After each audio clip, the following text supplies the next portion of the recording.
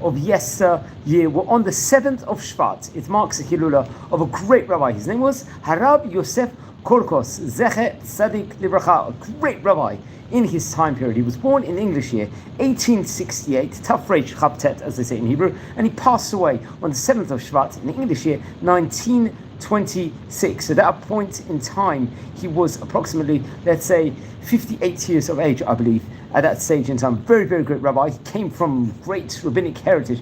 I believe his father's name was Moses Korkous, and his mother's name was Julia. Very interesting enough. Born naturally, as we said before, in the year 1868 in Mogador, in Morocco, respectively. It's actually interesting. His grandfather was famous Rabbi Abraham Korkos, also who was a tradesman, also by nature in of itself in Mogador in his time period itself, and very, very famous. I would recommend everyone to look about him. I think he had a window of time when he was in Mogador. He was in England and settled in London, and he would serve as a rabbi of the Sephardi, Spanish and Portuguese community, and the rabbi of Bevis Mark Synagogue.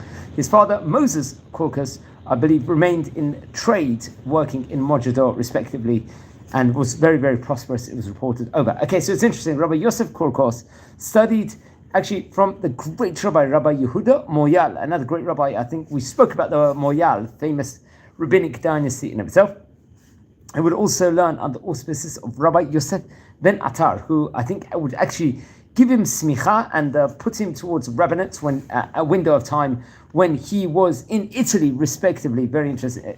When he was, I believe, in Israel, respectively, which was obviously very, very prestigious in order to get that in of itself. Now, it's actually interesting. He would actually move, I believe, at one stage in time to Salamanca, I believe, in Spain, and he would study over there in the Royal College.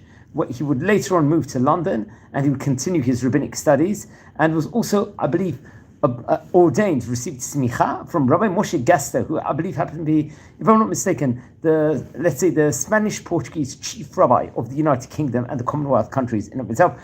This took place in the United Kingdom, and then I believe, come the year 1890, he would move, I believe, reported over to Jamaica.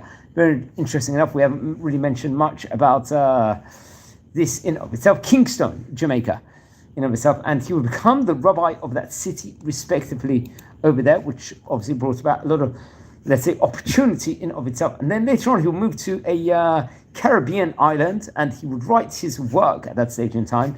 The book was called, I'll say it's in English, The Path of the Faith. Very, very interesting. So that was another prestigious position at that point in time, and that was, as we stated before, in the year, I believe, in the 1890s period in of itself, which was that book we call the Derech HaEmunah. And over there, he would also help in strengthening the Jewish community also over the way. And he would actually write responses with regards to questions and answers, Shearot and Shuvot, in of itself, all to do with matters, let's say, of the Nefesh in of itself and the Torah.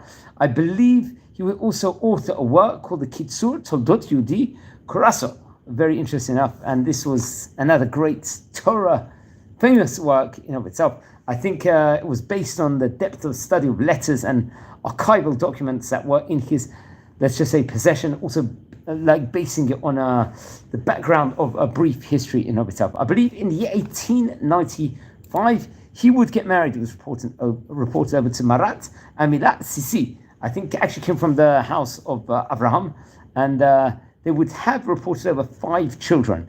And then come the year 1907, he would, I believe, at that stage in time, he would, let's say, start engaging in shipping to support his family, working within, I think, in the shipping business in himself, and he would return to Mogador, I believe, around 1910 period. I think, sadly, at that point in time, his wife passed away, and he would move to New York, and in 1911, it was reported over, he would get married to Rabbanit and Gilata, if I'm not mistaken. Actually, I came from the family, the mishpacha of the Henricas, if I'm not mistaken, and they would have reported over 6 children together. Now, it would be interesting, I think, after many, many years spending in more business trade in of itself, he would return to the rabbinate in the year 1918, and would actually become appointed in a position in the Sephardi, Spanish and Portuguese Beit Knesset of the Shearit, Israel, very prominent position. Let's just say in of itself. This was in 1918. Then in 1922, he would move to Montreal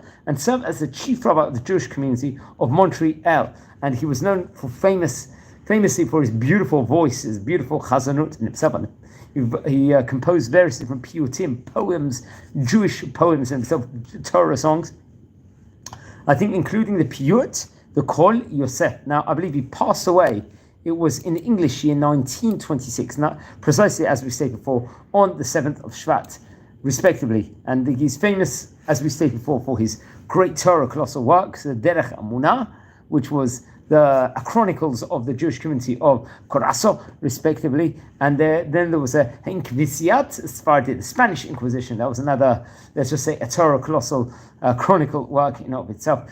And I believe he joined together in regards to preparing, let's say, the movie or the film, the Lidata Shel America.